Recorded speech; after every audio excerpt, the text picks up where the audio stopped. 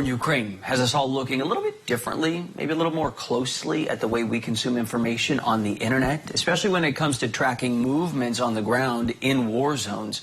Turns out, open source intelligence makes it pretty easy if you know what to look for. Let's bring in correspondent Geoff Fox tonight to break that down for us. Geoff? Chance, for the last few decades, we've all been using computer guidance based on observations taken passively at the world around us.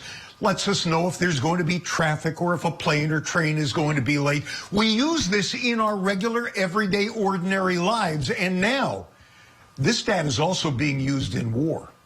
You're watching one of the latest how-to videos on the internet. This amateur instructor is teaching Ukrainians how to drive a Russian armored personnel carrier in pretty much the same way I learned how to fix a problem with my washing machine.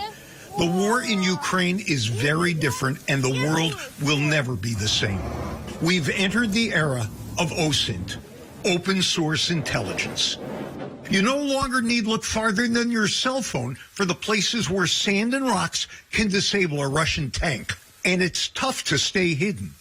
Images like this, using synthetic aperture radar, which sees through clouds, are commercially available. Capella Space, as an example, flies its own fleet of satellites.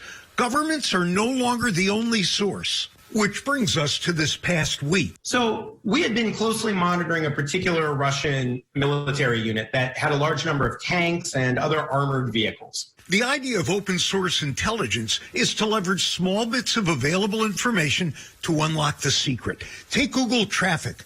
They report on road tie-ups, right? So we were really interested in this unit, and we were paying a lot of attention to it. And then we noticed at 5 o'clock our time in California, 3 o'clock local time in the morning, there was a traffic jam on the road right next to where that unit was. And so we immediately realized that the traffic layer in Google Maps was telling us that this armored unit that we had seen that was ready to pounce on the road. And then we were able to watch the roadblocks get set up because we could see the traffic jam move down the road toward the border with Ukraine. Over the past week, amateur and probably not so amateur sleuths watched the skies over Eastern Europe as a hole opened up over the conflict.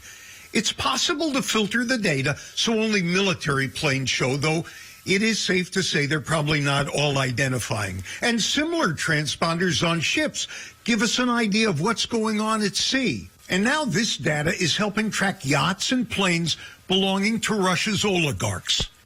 Even satellites have their own sleuths. I like tracking satellites, particularly military satellites and satellites that are not discussed either publicly too much. Scott can't decode what the satellites are saying. Most are heavily encrypted. But like most open source intelligence, there are clues to be gleaned by what's out in the open. You don't need to decode what the satellite is saying. Its orbit speaks a lot. And its behavior in orbit speaks a lot about its health and what it may be doing or maybe not doing. In my story, I mentioned how a lot of people are tracking planes and boats. As it turns out, there's a hobbyist now who's trying to track down all the private jets of the Russian oligarchs. This is a new switch for him because until recently, he was tracking Elon Musk's jet. Open source intelligence, it's all around us. Chance? Out there for everybody. Geoff Fox, great information.